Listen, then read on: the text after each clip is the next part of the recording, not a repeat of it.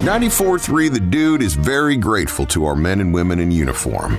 We're proud to recognize local members of our military by turning the spotlight on them right now in our Soldier Salute. Today on the Soldier Salute, we are saluting South Carolina National Guard Captain Jason Strong. And Captain, tell me about your journey that led you to become a chaplain in the National Guard. For about 24 years, I've been ordained now. Myself have always been somebody who's been very passionate about our country, very passionate about our ideals as a country, and that kind of rolls out of my family's history, or at least our records of our family history. My family came over to America in 1630 for religious freedom. They did so for freedom's sake, and my grandfather, multiple times over, who came over, John Strong, he served on the Plymouth Council.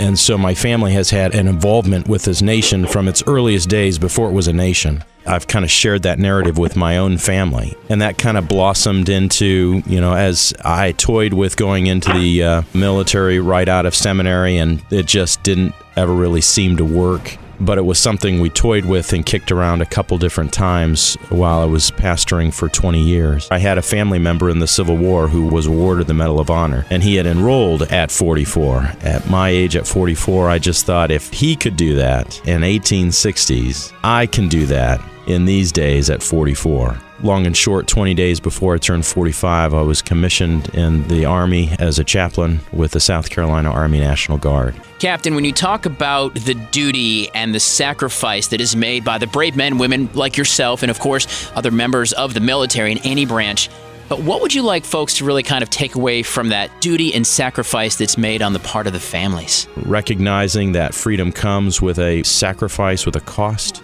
and that there's a responsibility in it, and they have a need to be supported in that sacrifice and that service. Not just that service member, but also their families. Their families just being on the receiving end of that. Our family hurt when our kids went into service. In some sense, we felt like we had experienced a degree of death in that separation. Mm-hmm. Just because there was no more contact. We were removed from each other's immediate presence, and there was real hardship, there was real hurt. And so that sacrifice doesn't just necessarily touch that service member, but also reaches into their family and has a lot of hardship associated there. Today we are saluting South Carolina Guard Captain Jason Strong and speaking with his wife, Robin. Now, Robin, you guys have been married for 28 years, although his service in the military is fairly new. Tell me about kind of the background of how you got together and what came about when he said, I need to do this, I need to serve. I was involved in ministry before I met him while I was in college, and then I was pursuing going on staff with him. And instead I met him and got married, and then we went on staff together. And then he wanted to go to seminary. Ever since we've been married, and even before in our single lives, been involved in ministry. And I don't have the military background in my family like he does, but I've always been very patriotic, and we've just always been very concerned about our country, our soldiers, and very supportive. I was kind of taken aback when he first mentioned chaplaincy as a big change, but we all agreed, yeah, he needs to do this because our soldiers, they need good guidance, good spiritual guidance. And my husband is one of the most caring and compassionate pastors that I've ever known. Today we're saluting South Carolina National Guard Captain Jason Strong and his entire family, many of which have served historically, and even his own children. And we're speaking with his wife, Robin. Now, Robin, tell me about your daughter's choice to go ahead and join the military as well. When my first daughter mentioned it, she was the very first one in our family then who wanted to go to the military. And I just kind of looked at her and I said, you want to do what? Not that I was opposed to her serving our country, but it was just like, wow, okay, you're going to do this. We were all very supportive of her doing this. And then our other daughter, who went the next year, it was very hard because we're a very close family. Sure. So it was hard. It was hard when they left for us. And as Rachel can tell you, it was very hard for her. Mm-hmm. Very different atmosphere, going through boot camp, especially. Oh, yeah. But we made it, and the Lord used it all. He's made us the family that we are today because of all this. It's still scary, though. Now, Robin, tell me about your daughter's choice to go ahead and join the military as well. When my first daughter mentioned it. She was the very first one in our family then who wanted to go to the military. And I just kind of looked at her and I said, "You want to do what?" Not that I was opposed to her serving our country, but it was just like, wow, okay, you're going to do this.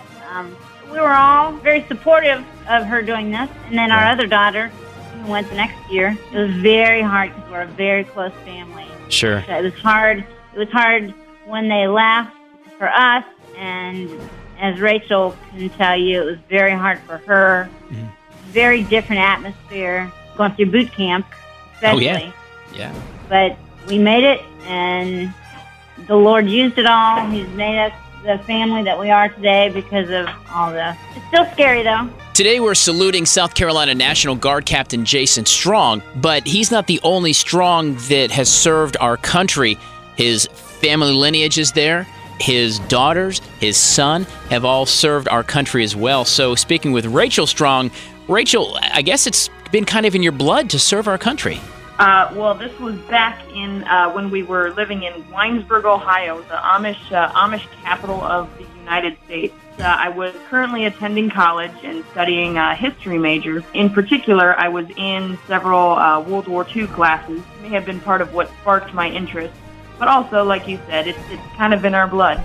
And to that point, to my knowledge, no female from the Strong family, though, had ever enlisted or was commissioned in any of the branches within the U.S. military. So part of that was, hey, I can not only be of service to my country, but make my mark on the Strong family name by being the first female to enlist. I went into my dad's office. We had a conversation, and it basically went, "Dad, I'd like to join the Navy." And Dad said, "Okay, let's talk to a recruiter." And the whole family was, again, incredibly supportive, a little scared, a little on edge, just because, it was a big decision, and, I was their first kid leaving the nest, and I was a girl, so it's just a little bit of a different arena, but it was definitely desired to do, at least for the 4 years. Today we're saluting South Carolina National Guard Captain Jason Strong and his entire family, who at some point or another, almost everyone through history and even today, have touched service. And Gabe, you are 17, you're in high school, and your sisters and your brother and your dad all serve. Tell me about how that makes you feel. A lot of pride, just about all that my family does with the military. Yeah, I got to go to my sister Rachel's graduation. I was only probably 11 or 12. I found it pretty cool because Rachel was the first one that ever did it, and I didn't really know much about it. And then Rebecca followed in, then her dad, then Nathan. Yeah, I guess it was over time I pride seeing them do this and take that step. Now, Gabe, we live in tumultuous times and maybe some divisiveness when it comes to military service. What do you say to your classmates, you still being in high school, maybe who say, "What's the military for? What's it all about?" I feel like they don't really understand all that the military does for us. They defend our country, and they're the reason we are Americans. So they don't really take into depth what the military actually does. And they're not very respectful for it and thankful. I just want to say that I'm really, really proud of my dad, my sisters, and my brother for all they did, because not many people do it. 1% of the nation that actually does do it. So that shows how many people actually do step up and how many people don't. Today we are saluting South Carolina National Guard Captain Jason Strong. And of course, your family lineage is that of history, and even your own children have served. And I know, Captain, there's a quote that reminds you of service, and it really kind of puts in perspective the inspiration that you gave to your family to also serve this country.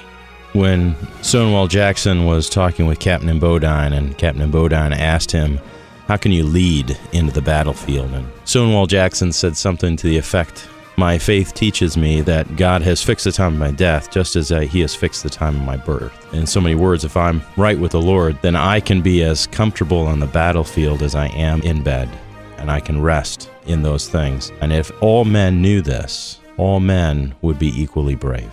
And I've told my kids, we are called not to just be a people who intellectually have ideas, but our call is to put those ideas into practice.